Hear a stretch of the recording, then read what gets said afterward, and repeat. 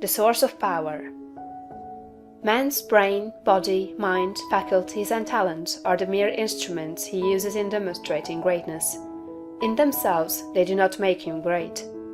A man may have a large brain and a good mind, strong faculties and brilliant talents, yet he is not a great man unless he uses all these in a great way.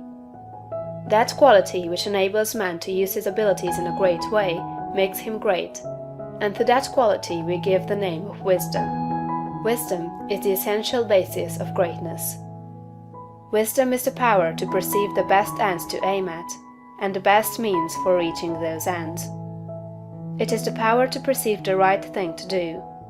The man who is wise enough to know the right thing to do, who is good enough to wish to do only the right thing, and who is able and strong enough to do the right thing, is a truly great man. He will instantly become marked as a personality of power in any community, and man will delight to do him honor. Wisdom is dependent upon knowledge. Where there is complete ignorance, there can be no wisdom, no knowledge of the right thing to do. Man's knowledge is comparatively limited, and so his wisdom must be small, unless he can connect his mind with knowledge greater than his own, and draw from it, by inspiration, the wisdom that his own limitations deny him. This he can do. This is what the really great men and women have done. Man's knowledge is limited and uncertain.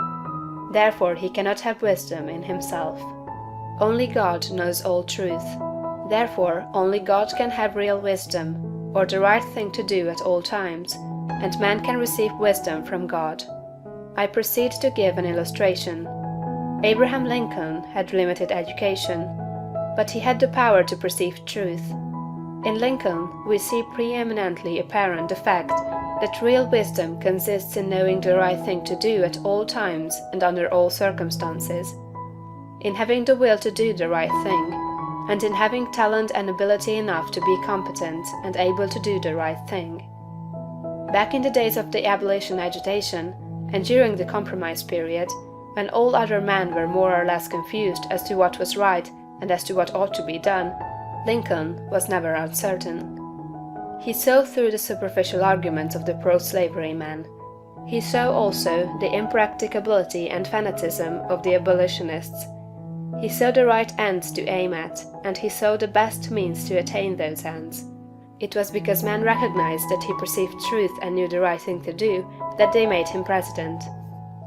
Any man who develops the power to perceive truth, and who can show that he always knows the right thing to do, and that he can be trusted to do the right thing, will be honored and advanced. The whole world is looking eagerly for such men. When Lincoln became president, he was surrounded by a multitude of so-called able advisers, hardly any two of whom were agreed. At times they were all opposed to his policies. At times almost the whole North was opposed to what he proposed to do. But he saw the truth when others were misled by appearances. His judgment was seldom or never wrong. He was at once the ablest statesman and the best soldier of the period. Where did he, a comparatively unlearned man, get this wisdom? It was not due to some peculiar formation of his skull, or to some fineness of texture of his brain. It was not due to some physical characteristics. It was not even a quality of mind due to superior reasoning power. Processes of reason do not often reach knowledge of truth. It was due to a spiritual insight. He perceived truth, but where did he perceive it, and whence did the perception come?